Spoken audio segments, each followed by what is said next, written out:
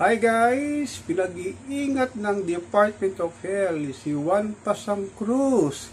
At ayon sa kanila dahil sa kumakalat na walking pneumonia.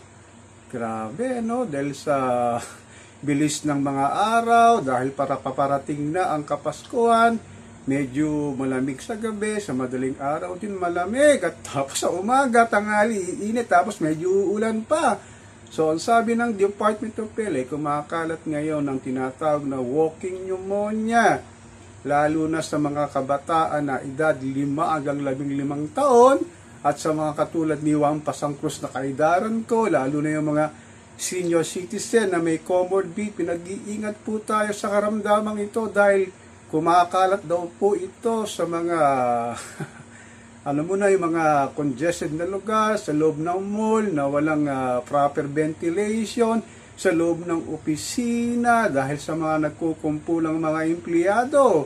So ano ang dapat natin gawin habang papalapit ang Paskuhan? Ay umiwas tayo sa mga sinasabi nilang matataong lugar. Paano mo gagawin yan? Magpapasko ang mga tao, lalo na si Juan Pasang Cruz, paron pa rito sa mga loob ng mall. Sabi nga nila, walking ba niya? Hindi mo malalaman, meron siyang pneumonia dahil medyo malakas signal. Kaya lang, mapapansin mo lang na medyo sinisipon, inuubo, namamalat at mayroong konting karamdaman. So, ang sabi ng Department of Health, kumain daw tayo ng malulusog na pagkain kagaya ng gulay, prutas, isda, at umiwas sa mga karne.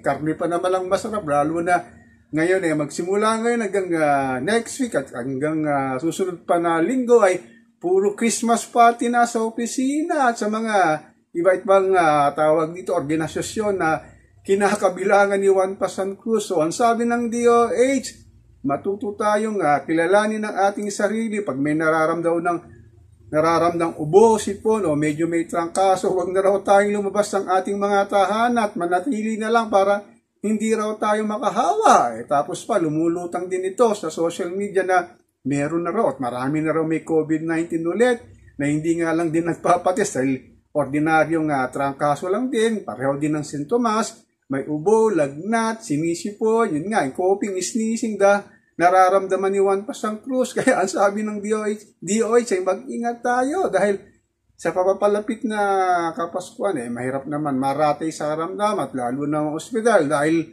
pag na-ospital ka, alam mo naman si bahay ni Juan Pasang Cruz, wala kang panggastos, hindi ka naman tatanggapin ng mga pribadong ospital. So nagpapaalala si Doc, lalo na si Secretary Ted Herbosa ng Department of Health, kumain daw po tayo ng masustansyang pagkain para makaiwas sa tinatawag na walking pneumonia. Ang tanong ko lang, Doc, paano makaiwas dito kung ang mga kinakain ni Juan Pasang Cruz, alam mo na, yung mga unhealthy foods, lalo na yung mga mamantika at medyo hindi healthy at ayaw ng gulay. So ako po si Papa Ken dito sa aking channel. Antabayanan natin ang mga susunod na mangyayari kung tataas nga ba itong contribution na sinasabi ng pagdami ng walking pneumonia dito sa bayan ni Juan Pasang Cruz.